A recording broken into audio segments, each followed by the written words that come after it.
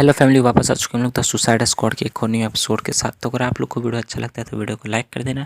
Channel पे पहली बार आए तो चैनल को सब्सक्राइब करके कमेंट में बताना कि आप लोग को वीडियो कैसा लगा है। तो एपिसोड की स्टार्टिंग में हम लोग को दिखाते हैं जवान जो होता है वहाँ से गली से आगे निकल रहा था, तभी उसके पीछे मिस मीना आ जाती है। वो बोलती, जो जवान होता है वो बोलता है कि आखिर तुम मेरा पीछा क्यों कर रही हो। वो बोलती है कि तुम्हें क्या लगता है मेरे तो गलत इरादे तुम्हें लग रहे होंगे कि मेरे कुछ गलत इरादे।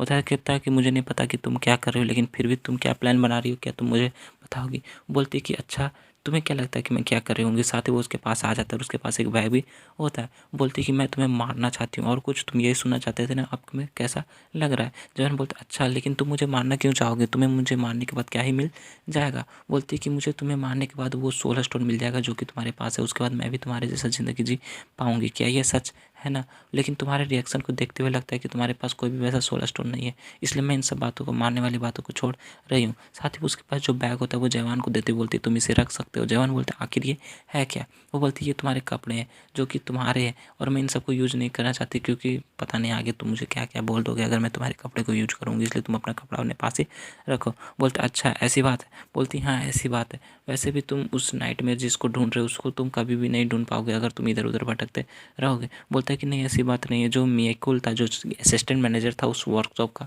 उसने मुझे बताया था कि मैं उसे कहाँ पे ढूंढ सकता हूँ, इसलिए मैं उससे जा रहा हूँ मिलने। उसके बाद मैं पूछूंगा कि ट्री ऑफ इमेजिनरी कहाँ पे है और डेप्थ यानी किसी जगह का नाम होता है वो किस तरफ, मतलब डेप्थ किधर है। वो पता नहीं डेप्थ किसे कह रहे हैं, लेकिन डेप्थ किसी जगह का नाम है।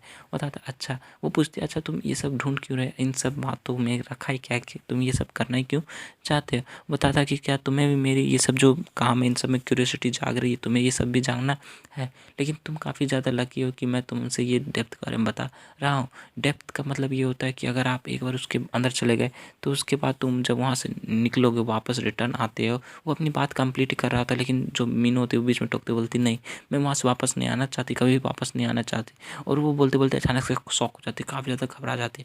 बोलती आखिर तुम हो कौन। साथ ही वो जवान के ऊपर अटैक करने के लिए आगे बढ़ती, बोलती कि आखिर तुम हो कौन और इन सब बातों के बारे में कैसे जानते हो, तुम ये सब बात क्यों कर रहे हो, तुम ऐसा कैसे कर सकते हो, मेरे साथ ऐसा कैसे कर सकते हो। आखिर तुम जानते क्या हो, तुम्हें तो किसी के बारे में पता नहीं है, तुम तो किसी की ओपिनियन भी नहीं सुनते, राय भी नहीं सुनते, इसलिए तुम्हारे मन में जो आता है तुम जिधर जाना चाहते हो उधर जाते हो और मन में जो आता है वो करते हो। तुम तो कभी मेरी बात नहीं सुनती, तुम काफ़ी ज़्यादा बुरे इंसान हो, काफ़ी कमीने लड़के हो। साथ ही में दिखाते वो बताती है कि तुम्हें लगता है तुम किसी बात को समझ सकते हो और हम लोग उस बात को नहीं समझ सकते, क्योंकि तुम्हें लगता है कि तुम ही एक इंसान और बाकी हम सब मॉन्स्टर्स हैं, यानी कि डेड बॉडीज़ हैं। लेकिन मैं तुम्हें बता दूं कि मैं और जो भी लोग यहाँ पे हैं वो सारे के सारे इंसान हैं। भले ही वो लोग तुम्हारे जैसा स्ट्रॉन्ग या फिर ब्रेव नहीं हो, लेकिन वो सब के सब इंसान ही हैं। जवान उसकी बातें चुपचाप सुन रहा था और कुछ भी नहीं बोलता है। और उसे याद आती है जब मीनू ने उसको थोड़ी देर पहले यानी उस रात को बोला था कि अगर मैं यहाँ पे मर भी जाऊँ तो मैं मरना मंजूर करूँगी, ना कि पास्ट में जाना मंजूर करूँ। मीनू को अपनी कुछ बातें याद आ रही थी जो कि उसने किसी लोग से की होती, जिन्होंने इसकी आंटी को अपने कब्जे में रखा होता है। उसे याद आता है कि उन लोगों ने बोला था कि अगर तुम अपने प्रॉमिस तोड़ दोगी, यानी कि इस बंदे जवान को हमारे पास लेके नहीं आओगी, तो तुम्हारी आंटी की मौत निश्चित है। और उन लोगों ने ये भी धमकाया होता है कि तुम्हें इससे जल्दी जल्दी लेके आना और अपनी बातों में उलझा के रखना होगा, ताकि हम लोग इसके ऊपर अटैक करके इसको मार डालें। लेकिन तभी वहाँ पे जो जवान होता है अपने स्पेशल टेक्निक को यूज करते हुए वो सब बातों को जान लेता है, जो अंडरस्टैंडिंग वाली टेक्निक होती है उसको यूज करके इन सब बातों को जान लेता है। और बोलता है कि अच्छा तो इसका मतलब इन्होंने एक हॉस्टेज रखा है, किसी को बंद करके रखा, जिसकी वजह से मीनू मुझे वहाँ पे ले जाना चाहती है। लेकिन फिर भी उन लोगों को नहीं पता कि मैं उन लोगों का सामना किससे हुआ, और वो ये सारी बातें मुझे पता है। साथ ही वो अपने सेंस से उस बंदे को सेंस कर लेता है कि वो बंदा कहाँ पे, और बोलता है कि चलो ठीक है मैं इसके जो हॉस्टेज है, इसकी जो आंटी उसको बचाने के लिए वहाँ पे जाऊँगा, लेकिन उसके लिए मुझे थोड़ा सा दिमाग लगाना पड़ेगा, क्योंकि मैं सीधा अगर जाना चाहूँ तो वहाँ पे नहीं जा सकता और इन लोग को नहीं बचा सकता, इसलिए ये सब के सब मीनिंगलेस हो जाएंगे।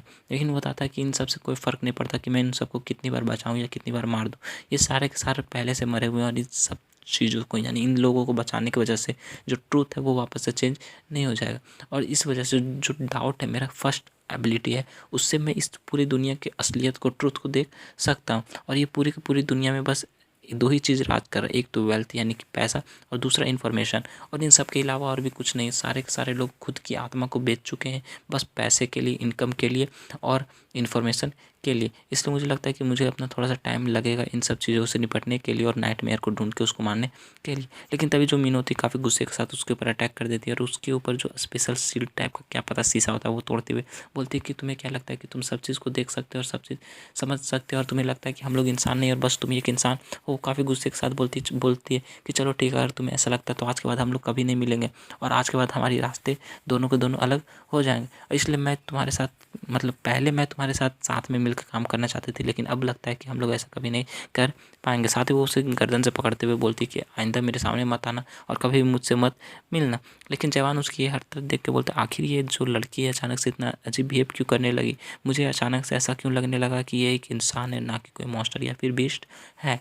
बताता है कि ये जो बंदे हैं ये फिर यहाँ पे हैं, इन सब से मुझे अभी नहीं निपटना, थोड़ी देर बाद निपट सकता हूँ। वहाँ पे एक बंदा छिपा होता है, बोलता है कि ये जो विच है ये हम लोग को ऐसे धोखा कैसे दे सकती है। मुझे जाकर अपने मास्टर को रिपोर्ट करना होगा कि इसने जो है उस बंदे को छोड़ दिया है और हमारे पास आ रही है बिना बंदे कि अब हमें क्या करना चाहिए।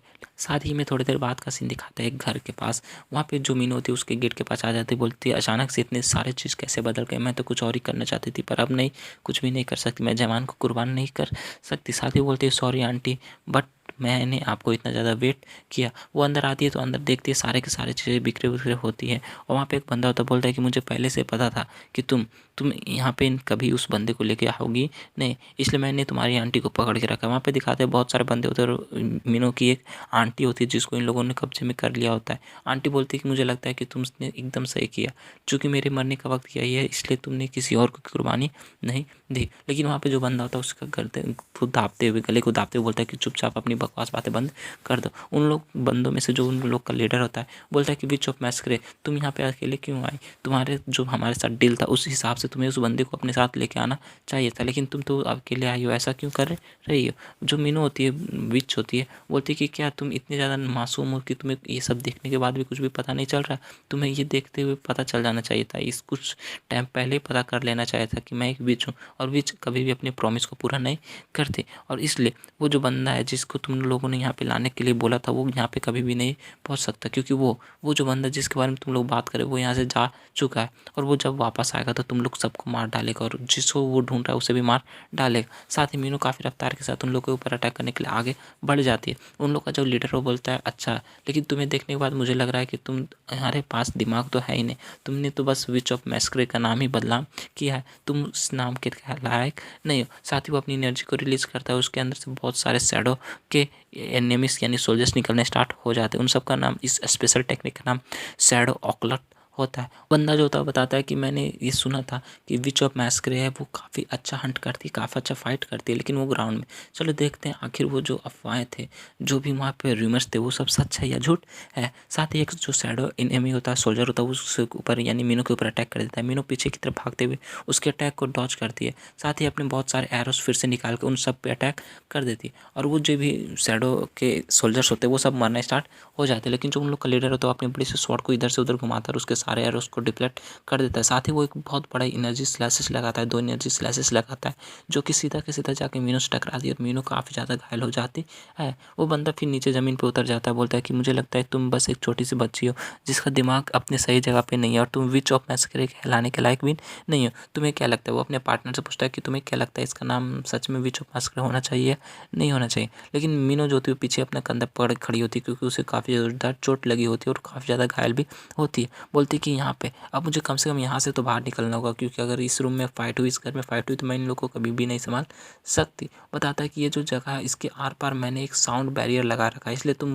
कितनी भी ज़ोरदार तरीके से चिल्लाओ या जो भी करना करो किसी को भी फ़र्क नहीं पड़ने वाला और किसी को भी इस कमरे के बाहर सुनाई नहीं देने वाला। इसलिए मैं चाहता हूँ कि तुम चुपचाप मेरे पास आ जाओ, मैं तुम्हें आराम से एकदम काफ़ी आराम से चैन की मौत दे दूंगा और तुम्हें ज़्यादा दर्द भी नहीं होगा। वो बताती है कि अच्छा तो तुम्हें लगता है कि तुम मुझे ऐसे ही मार डालोगे, लेकिन तुम्हें क्या पता है कि मैं तुम्हारे हाथों से आज मरने वाली हूँ ही नहीं। वो बताता है कि अच्छा तुम्हें ऐसा लगता है, मुझे लगता है कि तुम बस ब्लफ कर रही हो क्योंकि तुम्हारे पास और भी कुछ भी पावर नहीं बचा है। अब तुम्हारे सामने ये देख रही हो ये तुम्हारी आंटी, अगर तुमने कुछ करने की कोशिश की तो मैं तुम्हारी आंटी को ही मार डालूंगा।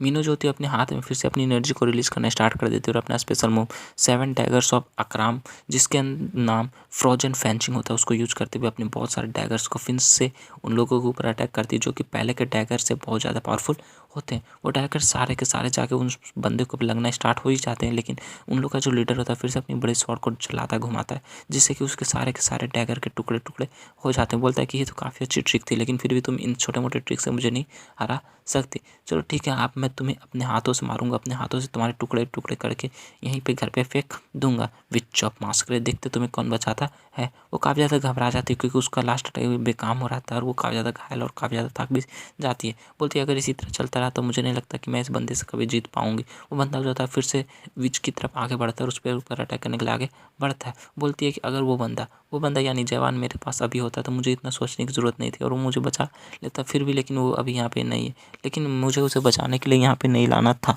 और ये डिसीजन जो था ये मेरा था, इसलिए मैं इसके ऊपर रिग्रेट नहीं कर सकती और मुझे यहाँ पे फाइट करनी होगी। वो बंदा जो होता है बड़ा सा लीडर, वो मीनू के सामने से खड़ा हो जाता है, अपनी स्वॉर्ड को ऊपर उठाता है और मीनू के ऊपर अटैक करने के वाला होता है। बोलती है कि मुझे लगता है मेरा समय यहीं तक था, अब मैं यहाँ पे मरने वाली हूँ, अब मेरा कुछ भी नहीं हो सकता। लेकिन तभी दिखाता है उस लीडर के ऊपर कोई एनर्जी स्लैश से एनर्जी अटैक कर देता है और वो लीडर अपनी तलवार को सामने करते हुए उसके अटैक को रोकने की कोशिश करता है। ये देख के वहाँ पे जितने भी बंदे होते हैं काफ़ी ज़्यादा शॉक हो जाते हैं, काफ़ी ज़्यादा डर जाते हैं क्योंकि वहाँ पे जवान की फाइनली एंट्री हो जाती है। वो मीनू होती है, बोलती है कि अच्छा तो तुम यहाँ पे क्यों आए, तुम तो यहाँ से जाने वाले थे नाइटमेयर को ढूंढने, तो तुम यहाँ पे क्यों आए गए। बताता है कि मैंने सुना किसी को यहाँ हेल्प चाहिए थी, इसलिए मैंने हेल्प करने की कोशिश की, इसलिए मैं तुम्हें बचाने के लिए आ गया हूँ। लेकिन फिर भी तुम ऐसा मत समझो कि मैं तुम्हें बचाने के लिए यहाँ पे आया था, यानी कि मुझे सब कुछ पता था। मैं यहाँ अपना जो क्लॉथ था, कपड़ा था, वो चेंज करने के लिए आया था क्योंकि ये काफ़ी छोटे और मुझे फिट नहीं आ रहे थे। ये सुनने के बाद मैंने काफ़ी ज़्यादा शौक हो जाता, बोलती क्या तुम सच में यहाँ पे बस कपड़े चेंज करने के लिए आए हो, ना कि मुझे बचाने के लिए। वो जो लीडर का एक और बंदा होता बोलता है कि अच्छा तो तुम वो बंदे हो जिसके पास स्पिरिट वेपन है, जिसके बारे में हमारे बंदों ने तुमसे मतलब कि हमसे बताया था। चलो ठीक है, अगर तुम अपने आप से वो स्पिरिट वेपन हम लोग को दे देते हो तो तुम्हें काफ़ी आसान मौत देंगे या फिर छोड़ भी देंगे, जिंदा भी छोड़ देंगे, इसलिए जल्दी जल्दी वो स्वॉर्ड हमारे हवाले कर दो। अगर तुम ऐसा नहीं करते तो मौत के लिए तैयार हो जा। जवान बोलता है कि सबसे पहले तुम लोग जितने भी बंदे यहाँ पे वो लोग मुझे बताओ कि नाइटमेयर है कहाँ और वो है क्या। उसके बाद सुनने के बाद बंदे लोग काफ़ी शौक हो जाते हैं लेकिन कुछ भी नहीं बोलते। जवान बोलता है कि अच्छा चलो ठीक है, तुम लोग मुझे बताओ नाइटमेयर। बोलता है नहीं नाइटमेयर नहीं, तुम लोग मुझे ये बताओ कि तुम लोग नाइटमेयर है कहाँ, ये मत बताओ। तुम लोग ये बताओ कि आखिर नाइटमेयर यहाँ पे आएगा कैसे और तुम लोग उसको यहाँ पे लेके कैसे आओगे। और इसी के साथ जो हमारा ये एपिसोड होता है इस एपिसोड को यहाँ पे खत्म करते हैं। तो अगर आप लोग को एक्सप्लेनेशन अच्छा लगा तो वीडियो को लाइक कर देना, चैनल पर पहली बार आया तो चैनल को सब्सक्राइब कर देना। मिलते हैं नेक्स्ट वीडियो के साथ, तब तक के लिए bye bye, stay happy, spread love.